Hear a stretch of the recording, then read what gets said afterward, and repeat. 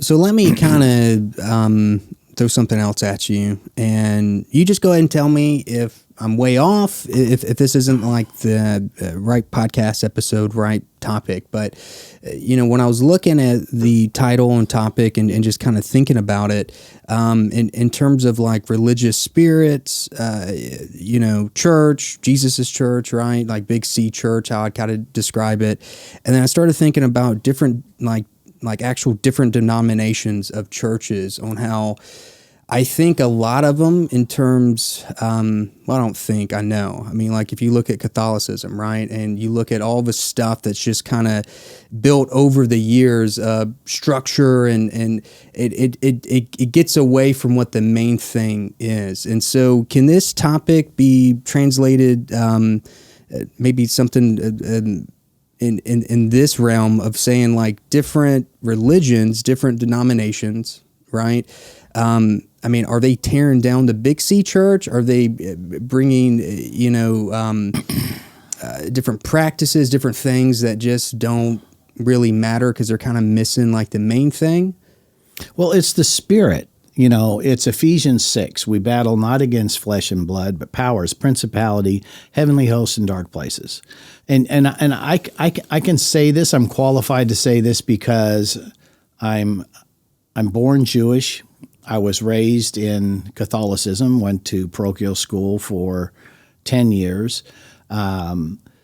So I was raised in a basically Jewish Catholic neighborhood. So I've been around this all my life. And the difference is the spirit. There's religious spirits in Judaism that you would have in Orthodox practices, and there's religious spirits in Catholicism. So let's just look at a current battle. You have Candace Owens, who just married a Catholic, and then you have Tucker Carlson, who is Catholic. Okay, and now the war breaks out in Israel.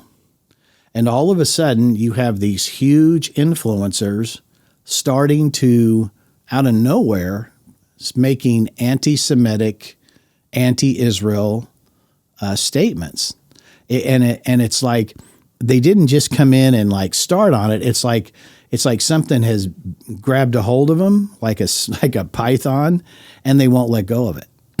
And I can tell you right now, if they don't stop, then the Lord will remove them, because the Lord removes the enemies of Zion. But if I look at those two people, and the thing that's concerning is when I watch them interview others, and they're like evangelists for anti-Semitism, but it's a spirit.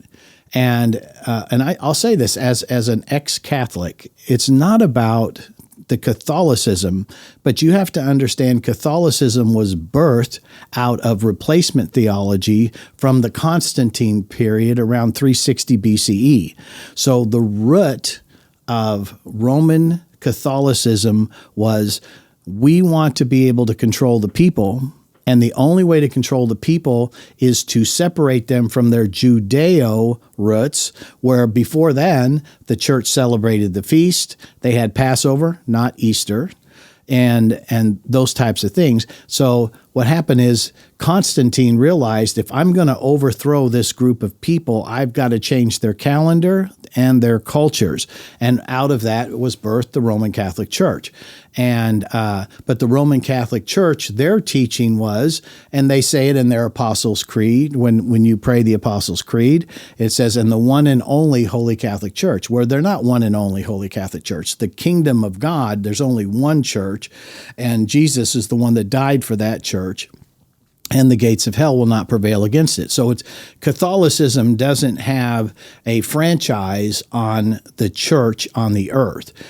But what happens is, the way they've been founded, the spirit was a spirit of rebellion and control. And that rebellion and control said, in order to give you some relevance in your new identity, guess what? It's all about you. You have replaced the Jewish people. The Jewish people are evil. The Jewish people are bad. The Jewish people have caused all the problems in the world. And that's where you get the Crusades and the pogroms and the Holocaust. All that comes from a religious spirit that says the church is now, you can take all the content that's in the Bible and where it says Israel or Abraham, Isaac, Jacob, all those that is done away with. And Paul dealt with it. He said, is God done with Israel? He said, certainly not. So we're grafted into them. They're not grafted into us. And that's what you're seeing right now. There is a religious spirit that's dividing the church over the issue of Israel. And it's very difficult to deal with Israel when you have Israel in a season with a prime minister like Benjamin Netanyahu, who is a warrior. And, I've known him personally since 2004. And I can tell you one thing that has been consistent that I've heard from him all these years, as he's always said this, and he said it before I met him, we cannot afford to have a nuclear Iran. It can't happen. And so now, after all these years, I think he's actually been saying it 40. I haven't known him 40. But what's happened is it's now gone. That nuclear threat, for the most part, let's say in the upper 90s, it's been removed. And so this is something that there was great compassion after October the 7th, that first week. Everybody had compassion for Israel because Israel's the victim. Here comes the terrorists. They come in and they're rape, pillaging, murdering innocent people.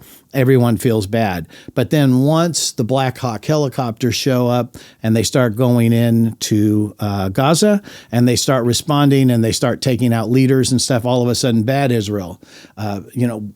People don't want to embrace a strong Israel that defends itself.